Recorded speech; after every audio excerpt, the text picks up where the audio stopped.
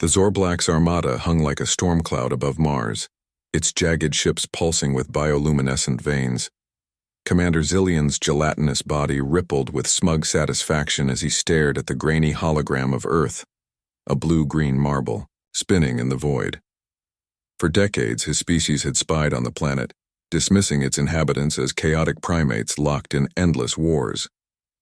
They cannot even unite their own kind. Zillion sneered, his voice a wet gurgle. How will they resist us? His crew chuckled, their gelatinous forms quivering. To them, Earth was a joke, a planet of squabbling mammals with primitive rockets and no sense of discipline. But their mockery died when the alarm screamed. A technician's voice cracked over the comms.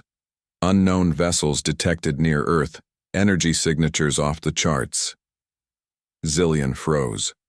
On the main screen, dozens of colossal ships emerged from hiding, their sleek, blade-like hulls glowing with an eerie blue light.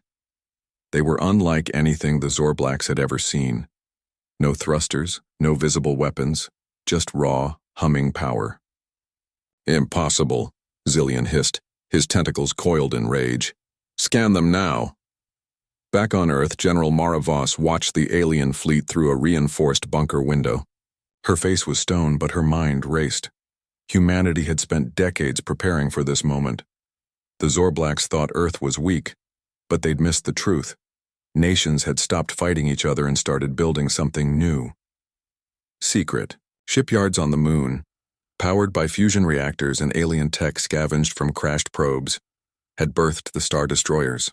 Phase 2 begins now, she said, her voice cold. With a flick of her wrist, satellites activated across the globe, weaving an invisible shield around the planet. The Zorblaks weren't just outgunned, they were outsmarted. Above Mars, panic spread. The Zorblaks' technicians scrambled to analyze the destroyers, but their databases failed to recognize the design. Their energy output rivals a neutron star, whispered one, trembling. Then came the footage. Humans in sleek armor marching, like clockwork, their weapons vaporizing boulders in flashes of white-hot light. Zillion's confidence crumbled. They've been hiding this, he muttered. His crew fell silent. For the first time in centuries, the Zorblaks felt something foreign, something terrifying. Fear. On Earth, the world held its breath.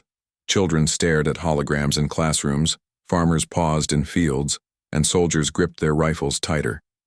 The destroyers weren't just ships, they were a message. Humanity had stopped playing dead. Then a voice boomed from Earth's surface, amplified by satellites and shaking the bones of every alien ship. Identify yourself or be destroyed. The Zorblaks froze. These weren't human ships. Or were. The Zillion's tentacles lashed. Retreat to Earth's orbit, he roared. We must assess this threat. His crew obeyed, but doubt gnawed at them. They'd underestimated these primates. And now, the apes had teeth. The Zorblaks' fleet surged toward Earth's orbit, their organic ships pulsing with panicked energy. Commander Zillion's gelatinous body quivered as he barked orders. Deploy bioscanners. Target their weakest points. His crew obeyed, but their instruments flickered uselessly. The destroyer's sleek hulls absorbed scans like black holes, revealing nothing. They're ghosts, muttered a technician. We can't even see them properly. On Earth, General Mara Voss stood in her command bunker, her face lit by holographic battle maps. The room buzzed with activity, techs shouting updates, AI systems calculating trajectories. But Mara's focus was on the Zorblaks' movements. She tapped her wrist pad. Initiate Phase 3, she ordered. Across the globe, hidden launch silos groaned open, and thousands of drones erupted into the sky. They weren't weapons. They were decoys, programmed to mimic the destroyer's energy, signatures. Above the planet, the Zorblaks fell for the trick. There, Zillion hissed, pointing at the swarm of glowing dots. Destroy them. Plasma beams lanced out, obliterating dozens of drones. The Zorblaks cheered, but their joy died as the real destroyers emerged from the moon's shadow. One by one, the blade-shaped ships opened fire. A beam of pure gravity slashed through a Zorblak's cruiser, warping space-time around it. The ship imploded, its atoms crushed into a singularity. Another destroyer fired a pulse that froze a warship mid-flight, its engines snapping like brittle twigs. "What are these weapons?" Zillion screamed. His flagship lurched as a shockwave hit. A third destroyer had teleported directly beside it, its hull glowing hotter than a star. On the ground, the battle played out on every screen. In Tokyo, a teenager named Akira gripped her little brother's hand as the sky lit up. "They're not just fighting," she whispered. "They're winning." Outside, crowds gathered in stunned silence, their phones capturing the carnage.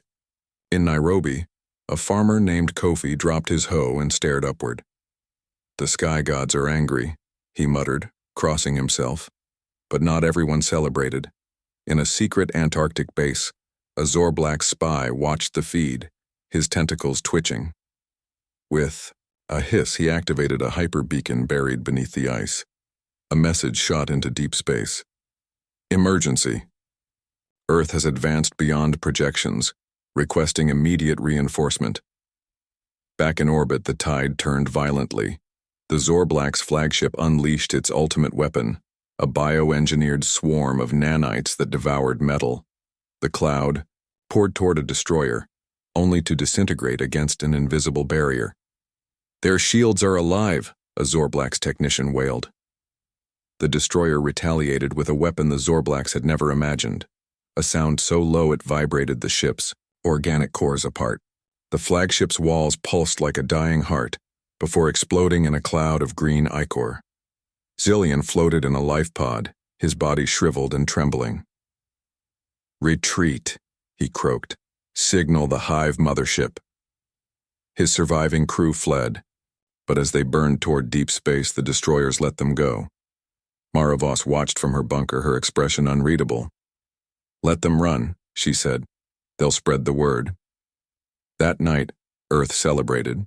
Cities glowed with fireworks, though many knew the victory was temporary. The Zorblacks had allies, deadlier ones. But for now, humanity basked in triumph. In a Berlin hospital, a wounded soldier named Lars smiled at his nurse. "We did it," he said weakly. "We scared the squid men." But in the shadows, Mara Voss stared at a new alert blinking on her screen. The Zorblacks' hyper beacon had been traced to Antarctica. Worse, the AI had detected another signal, one far older, buried beneath the ocean floor. It wasn't a distress call. It was a warning. "Get me the United Nations," Mara said, her voice tight. "Tell them, we have a bigger problem." Volume Part 3. The Zorblack survivors limped back to their hidden base on Europa, their ship scarred and their morale shattered. Commander Zillion floated in a recovery tank, his gelatinous body stitched together by bioengineers. His crew whispered, in fear, "The humans, they've become predators," one muttered. Zillion's tentacles twitched. He replayed the battle in his mind. The gravity beams, the teleporting ships, the sound that ate their organic cores. "They're not just defending," he hissed. "They're hunting."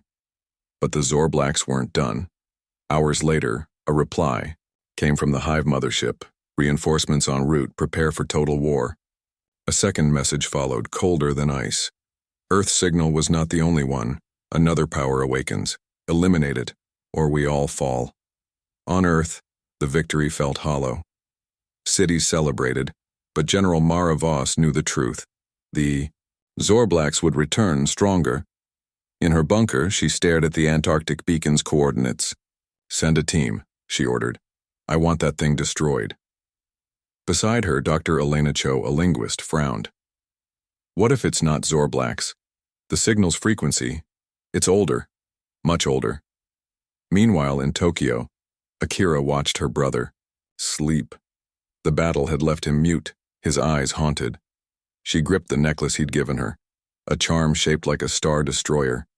"We won," she whispered, but the words tasted bitter. Outside, rumors spread. "The ocean's glowing," people said. "Ships are disappearing near the Mariana Trench." The Zorblack's Hive mothership arrived with a roar. It wasn't A ship. It was a world. A mile-long leviathan pulsing with black veins and jagged spires. Its commander, a hulking warlord named Verthak, scanned Earth's defenses. "Pathetic," he growled. "But the humans are clever. We'll crush them. And their new problem." The problem was buried 36,000 feet beneath the Pacific. The Zorblaks had detected it first, a signal humming from the depths, rhythmic and precise. Now, as the Hive mothership descended, the ocean itself reacted. In the Mariana Trench, a deep-sea submersible named Nautilus drifted silently. Inside, Captain Luis Reyes and his crew monitored sonar blips. "Something's moving down." "There," a technician said.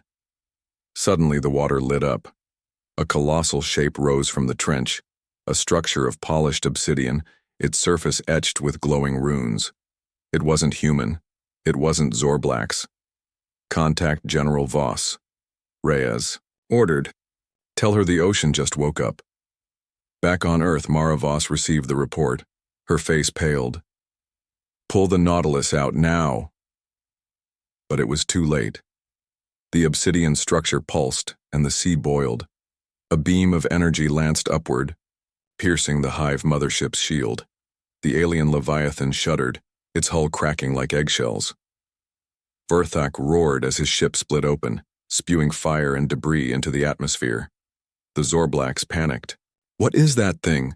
Zillion screamed from Europa. His bioscanners went haywire. The structure wasn't just ancient, it was alive, and it was angry. On the surface, the world watched in awe. The Hive mothership's remains rained. Over the Pacific, glowing chunks melting into the waves. But the obsidian tower didn't stop. It surged upward, breaching the ocean like a leviathan. Towers sprouted from the seabed, forming a ring around it. Lights flickered across the globe, similar, structures rising from deserts, mountains, and ice caps. Dr. Cho stared at the data, her hands trembling. "This isn't a weapon," she whispered. "It's a network." They were asleep, until the Zorblaks woke them. Mara Voss clenched her jaw. "Who are they?" Cho met her gaze. "The ones who built Earth's first oceans. The ones who left us here." The Zorblaks regrouped, their remaining ships trembling in orbit. Verthak was dead. Zillion, now promoted to Supreme Commander, stared at the obsidian towers piercing the sky. "The humans don't control this," he realized. They never did. On Earth, Akira clutched her brother's hand as the towers hummed louder. In Nairobi, Kofi fell to his knees. "The gods are angry," he whispered. Across the planet, animals fled inland as the seas churned. Then the voice came. It wasn't sound. It was thought, raw and ancient, slamming into every mind on Earth. "You have awakened us." The towers flared, the sky turned black, and the stars began to move. The obsidian towers hummed louder, their black surfaces glowing with veins of blue light. Across Earth, the sky turned inky black, and the stars above began to shift, not twinkle, but move, rearranging into patterns no astronomer recognized. In Tokyo, Akira clutched her brother's trembling hand as the necklace he'd given her pulsed faintly. "It's alive," he whispered for the first time in days. Outside, the city's lights flickered, then died. Every electronic device on the planet froze, screens displaying static that morphed into symbols, ancient, jagged, and wrong. Dr. Elena Cho stared at the symbols projected on her lab wall. "They're instructions," she muttered, her voice shaking. General Mara Voss stood behind her, arms crossed. "For what?" she demanded. Cho swallowed. Reset." She turned to Mara, her eyes wide. "The towers aren't just waking up, they're preparing to rewrite Earth." Above the planet, the Zorblaks' fleet hovered at a distance, their organic ships trembling like leaves. Supreme Commander Zillion's gelatinous body quivered as he watched the tower's glow seep into Earth's atmosphere. "This isn't a weapon," hissed a warlord. "It's a judgment." Zillion's tentacles coiled. He'd seen enough battles to recognize fear. But this was worse than death. "Signal the hive," he ordered. "We're abandoning this system." But the hive mothership's corpse was still burning in the Pacific. The Zorblax's remaining ships turned to flee, only to freeze mid-flight. One by one, their bioluminescent veins dimmed. Aboard the flagship, Zillion screamed as his body stiffened, his thoughts invaded by a voice that wasn't his own. "You were not here when we slept. You have no claim." The Zorblax ships dissolved into ash. On Earth, chaos reigned. In Nairobi, Kofi led his village inland as the ocean receded miles in seconds. Fish flopped on the cracked seabed, and the air smelled of ozone. In Berlin, Lars the wounded soldier watched crowds flee through hospital windows. A nurse gripped his hand. "They say the towers are gods," she said. Lars shook his head. "No, they're older than gods." Captain Luis Reyes surfaced in the Nautilus, his submersible battered. The Mariana Trench was gone, a flat, glassy plain where water had boiled away. On his radar, the obsidian tower now stretched miles into the sky, its base crawling with smaller structures that moved like insects. "They're building something," Reyes murmured. In the Antarctic, a team of Earth's best scientists and soldiers approached the buried Zorblax beacon. The ice around it glowed faintly, pulsing in sync with the towers. General Voss's voice crackled over their comms. "Destroy it, now." Dr. Cho adjusted her helmet. "Wait," she shouted. "What if it's a key? What if it tells us how to stop this?" A soldier slammed a sledgehammer into the beacon. The ice erupted. A shockwave hurled the team backward. The beacon flared, sending a beam into the sky that pierced the blackened clouds. Far above, the stars paused in their dance. The symbols on Earth's towers shifted. Cho groaned, pulling herself up. "You idiot," she spat. "That wasn't a beacon. It was a lock." The towers answered. From the Pacific, the obsidian structure split open, revealing a core of liquid light. It rose into the atmosphere, merging with the other towers worldwide. Earth became a circuit board, humming with power. Cities blacked out as energy siphoned into the sky. Dr. Cho's lab exploded with data. "They're not rewriting Earth," she gasped. "They're uploading it." Mara Voss froze. "Explain." Cho's hands flew over her keyboard. "The towers are scanning everything. Land, life, mines. They're making a copy." "A copy of what?" Mara snapped. "A copy of Usay." The Zorblax survivors watched from Europa's orbit, their sensors overwhelmed. Zillion's body was half liquid, his mind fractured by the alien voice. "They're leaving," a technician whispered. "The humans are becoming something else." On Earth, the voice returned, slamming into every brain. "Your species is flawed. We will preserve the best versions." Akira's necklace glowed, her brother's eyes widening. "They're choosing who stays," he said. In Berlin, Lars felt his body tingle, then fade. "Tell my sister," he whispered before vanishing. Across the globe, people blinked out, some screaming, others smiling, as the towers scanned their souls. Mara Voss stormed into the UN bunker where world leaders argued in panic. "We fight," she growled. A Russian general shook his head. "With what? Our weapons are dust." Dr. Cho entered, clutching her tablet. "There's a way," she said. "The towers need a host. If we destroy the core in the Pacific, we break the network." Zillion's voice boomed from a stolen Earth frequency. "Foolish apes, you cannot stop them. They are the first ones, the architects of galaxies." Cho glared at the screen. "Then we'll ask them a question even gods can't answer." "What's that?" Mara asked. "Why should they care about us?" The plan was madness. Mara's star destroyers, now retrofitted to channel the tower's energy, would dive into the Pacific core. Dr. Cho would broadcast a message directly into the Obsidian network. A plea, a threat, a riddle. As the destroyers launched, Akira watched from Tokyo's ruins. Her brother was gone. So were millions. but the necklace still glowed.